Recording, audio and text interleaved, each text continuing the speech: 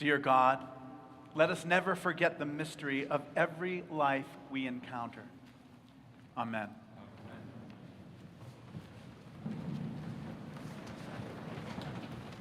Why do we bless animals? This week I remembered why. Sometimes when I'm at the Bishop's Ranch Retreat Center above Healdsburg, I go running and I go as far as I possibly can. I run west. And on Wednesday of this week, setting off in a misty afternoon, rain filtered through the valley oak trees and the coast live oak trees. The whole woods was filled with the sound of all those raindrops hitting the leaves and the grass. I ran along the contours of the hills under the shade of the California bay trees, the curving trunks, and on my way up to the path to the small lake there. And then I discovered that in the first rain of the season, the smell of those bay trees and the earth, they can heal your soul. So spectacular. By the time I reached the ridge, it had stopped raining, and the whole run is a kind of trap. And I realized that the further you go, the more beautiful it is. And the more beautiful it is, the less you want to come back. And so you end up just like going further than you can go, and you can't find your way back home. And I know that's the dynamic, so I promised myself, I said, listen, when I get down close enough into the valley where I can touch redwood bark, then I will turn back and go back to the retreat center. And of course, I didn't keep my vow. Because on the hillsides, there were the most beautiful things. Like the sun had begun to come out, and the redwood trees had thousands, maybe hundreds of thousands of little tiny droplets in them. And so when they're backlit from the light from the clouds on the other side of the ridge, it was almost like they had a kind of halo over them. They looked like almost like an icon of a person. And that's like my amen right there. A little dog amen. And so I went along the way, and I kept going, and it follows a little road through a creek. And in the creek, you could see the reflection of the broad oak maple leaves in the creek. And I knew I had to return right then. And so I turned back reluctantly. And as I turned around, I noticed about 15 feet up in a redwood tree, nearest on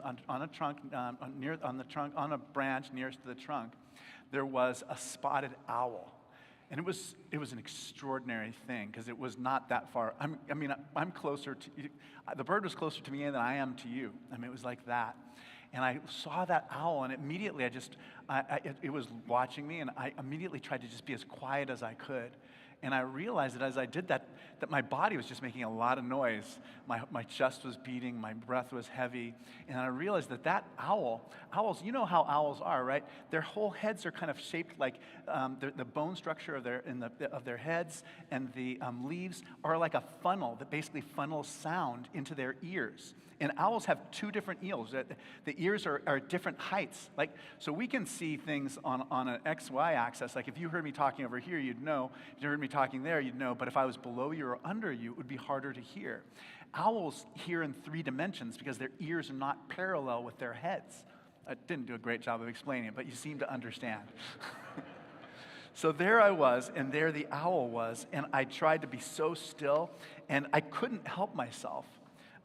Because I couldn't help myself, and eventually I just spoke to the owl. And so I said to the owl, I said, thank you for meeting me here. I said, thank you for existing. Thank you for this time that we have together. And in that moment, our lives felt so strangely joined, because I was on the outer edges of where I ever go. That owl may come there all the time, but we will never encounter each other again. And in that moment, in that encounter, in those circles of redwood trees by that creek that was flowing to the sea, we both received a kind of gift from God, a kind of interspecies gift. Now today we celebrate the life of the great Saint Francis, the patron saint of our city, and we are celebrating in the most beautiful ways. How many of you have ever heard a choir of men and boys and girls all singing like this? Oh.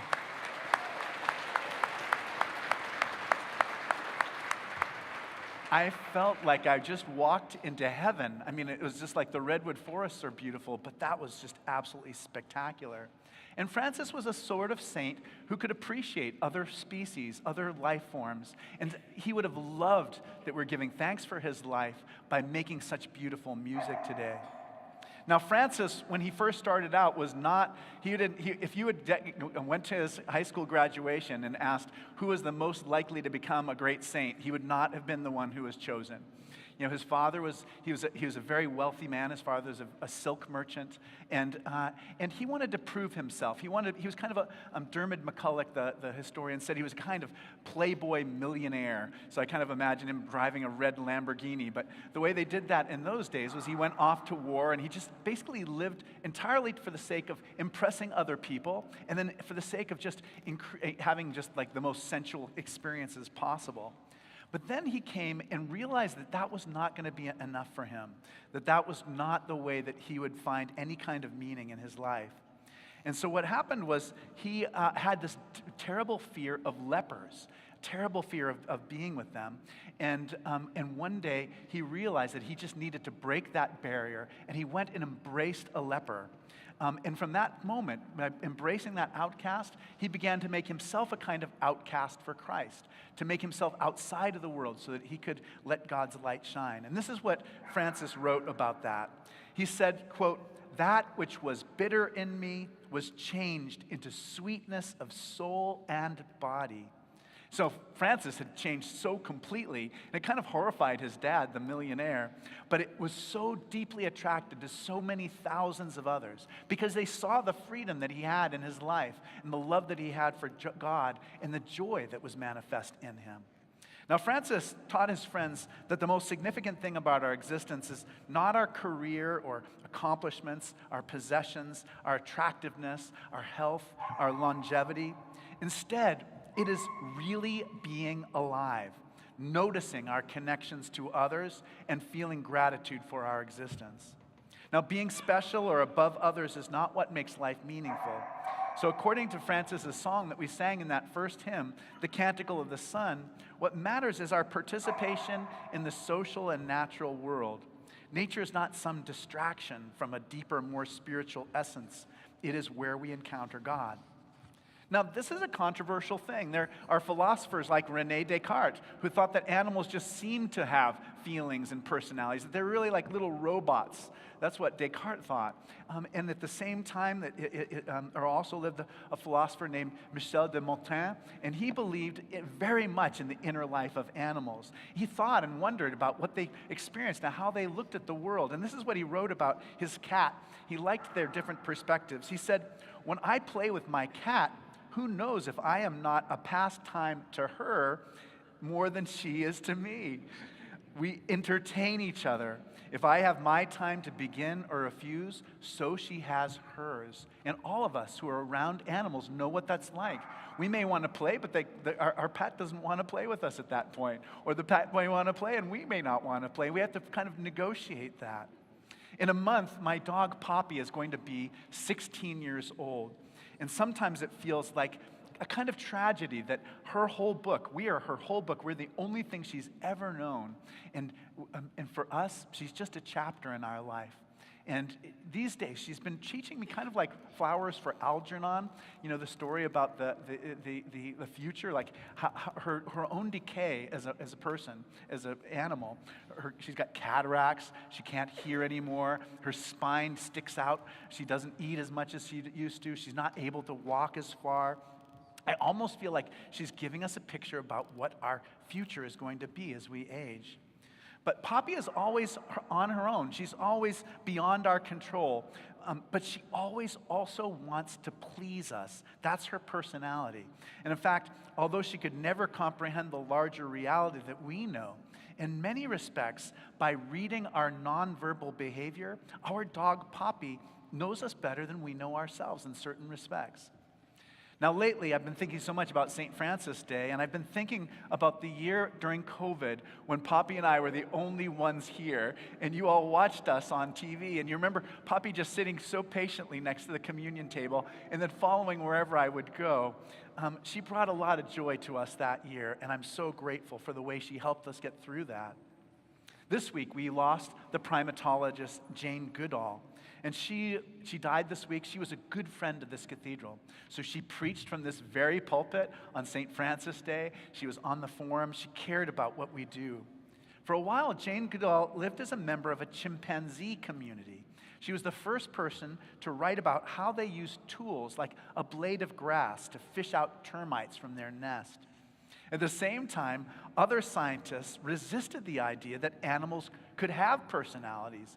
And Goodall instead talked about how chimpanzees, quote, kiss and embrace, hold hands, pat one another on the back.